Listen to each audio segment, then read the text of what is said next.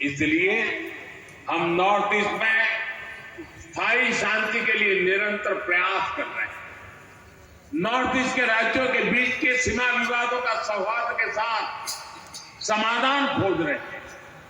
साथियों, बीते दशक में असम के विकास का, नॉर्थ ईस्ट के विकास का सुनहरा दौर शुरू हुआ।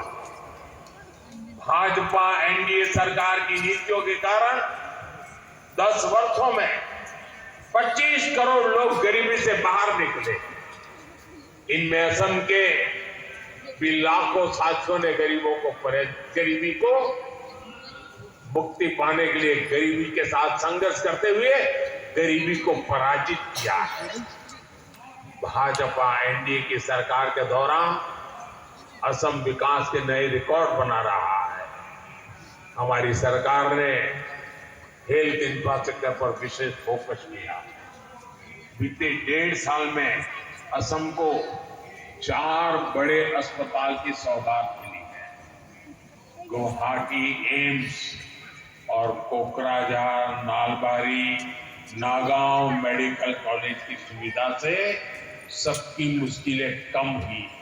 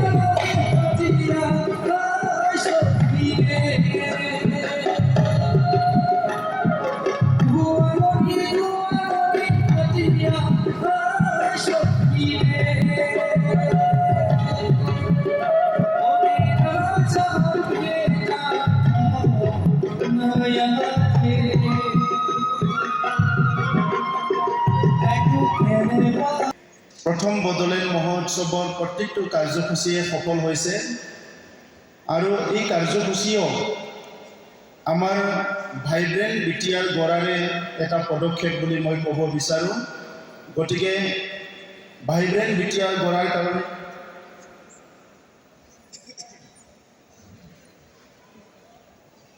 বডফা উপেন্দ্ৰনাথ ব্ৰহ্মই আমাক যি দায়িত্ব দি গৈছিলে, আজিৰ প্ৰজন্মই যি পদক্ষেপ লৈছে, ইয়াৰ কাৰণে মই বড়ো সাহিত্য সভা, নিখিল বড়ো ছাত্ৰ সন্থা, বড়ো হাৰিব আফাদ আৰু সকলো উদ্যোক্তাসকলক বিশেষভাৱে মই ধন্যবাদ জনাইছোঁ। आं बयनिसिमबो साबायखर बावदों।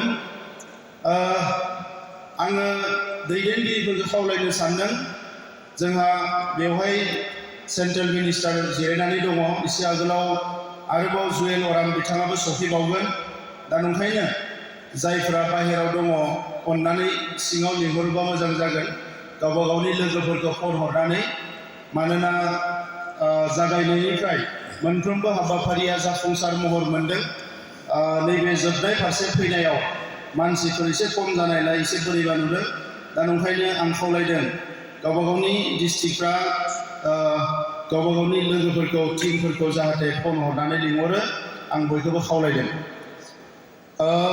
আজিৰ সময়ত আমি সকলো জানো যে টুৰিজিম ইণ্ডাষ্ট্ৰিটো সবচে ফাষ্টেষ্ট গ্ৰ'য়িং ইণ্ডাষ্ট্ৰি আৰু এইটো এটা নন পলিউটেড ইণ্ডাষ্ট্ৰি, ইয়াত কোনো প্ৰদূষণ নাই। বিশ্বৰ যি কি নহওক দেশে, যি কি নহওক কাণ্ট্ৰিয়ে আজি টুৰিজিমটো নিজৰ কাৰণে অৰ্থনীতি উন্নয়নৰ কাৰণে সবচে ভাল এটা সোৰ্স হিসাবে বা বিষয় হিসাবে বিবেচনা কৰিছে। আৰু ভাৰতবৰ্ষ লগতে ভাৰতৰ ভিতৰৰ বিভিন্ন ৰাজ্য তেখেতসকলৰ যি বছৰি ৰেভিনিউ আহে, এই ৰেভিনিউটো বহুত ৰাজ্যত এতিয়া টুৰিজিমৰ ওপৰতে নিৰ্ভৰ কৰি আছে। আৰু সেই টুৰিজিমটো আমি অকল এটা জেগাৰ এটা ঠাইৰ পৰা আনটো ঠাইলৈ যোৱা ঘূৰা ফুৰাটোকে আমি টুৰিজিমত এটা লিমিট কৰি থ'ব নোৱাৰোঁ। ইয়াতকৈ এই বিভাগটো, এই বিষয়টো বহুত বহল হয়। আৰু সেইকাৰণে আজি আমাৰ বড়োলেণ্ড অঞ্চলত শান্তি অহাৰ পিছত, এটা নিশ্চয়তা অহাৰ পিছত, যিটো ষ্টেবিলিটি আৰু চাৰ্টেনিটি এটা আহি গ'ল, ইয়াৰ পিছত আমি বিভিন্ন বিষয় ভাবিবলৈ সময় পাইছোঁ। টুৰিজিমৰ কাৰণে সকলোতকৈ ইম্পৰ্টেণ্ট বিষয়টোৱে হৈছে শান্তি আৰু নিৰাপত্তা। যি অঞ্চলত শান্তি আছে আৰু নিৰাপত্তা আছে, তাতহে টুৰিজিমটো হ'ব পাৰে। जेराव गोजोन आरो रैखाथि दङ, बेवहायसो टुरिजिमा जानो हायो। আমি সকলোৱে জানো, যেতিয়া এটা অঞ্চল অশান্ত হৈ থাকে, এই অঞ্চলত কাৰো নিৰাপত্তা নাথাকে, এই অঞ্চলত পৰ্যটকটো বাদ দিয়ক, আমাৰ নিজৰ ঘৰৰ মানুহবিলাকে হওক বা আলহীয়ে হওক আমালৈ আহিবলৈ ভয় কৰে। এটা সময়ত গুৱাহাটীৰ মানুহ কোকৰাঝাৰলৈ যাব ভয় কৰিছিলে, বা ৱেষ্ট বেংগল বা বিভিন্ন অঞ্চলৰ মানুহ আমাৰ বড়োলেণ্ড অঞ্চলত বা অসমত আহিবলৈ ভয় কৰিছিলে। আৰু সেইকাৰণে আমাৰ ভাইব্ৰেণ্ট বিটিআৰ গঢ়াৰ যিটো মিছন বা উন্নত এটা অঞ্চল হিচাপে গঢ় দিয়াৰ যিটো এটা উদ্দেশ্য, ইয়াৰ প্ৰথমতে আমাক দৰকাৰ আছিলে শান্তি স্থাপন কৰা, गोजोनखौ गायसननाय।